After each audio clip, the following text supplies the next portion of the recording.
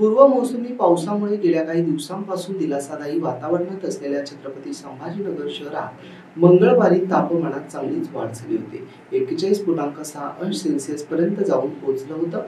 अवकाळी पावसानं दिलासा मिळालेले संभाजीनगरकर यामुळे पुन्हा कमालीच्या उकाड्यानं हैराण झाले होते। मान्सून अंदमान बेटावर धडक दिल्यानंतर त्याचे पडसाद महाराष्ट्रातही पडायला सुरुवात झाली। मात्र त्याआधी उन्हाचा चटका वाढल्यानं हवेत अनपेक्षित बदल झाले आणि अवकाळी पावसाने अनेक ठिकाणी हजेरी दिली।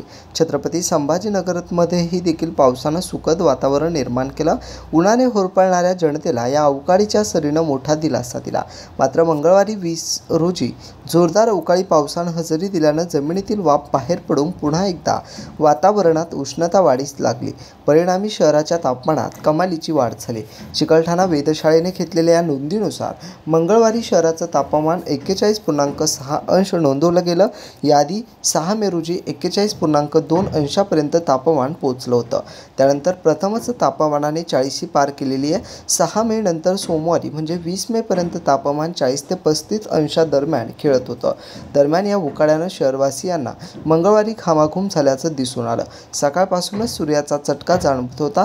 आकाशात कुठेही ढग दिसून आले नाहीत। यामुळे सायंकाळी 5 वाजेपर्यंत वातावरणात उष्णता ही कायम होती। Bureau report AI news Sambhajinagar.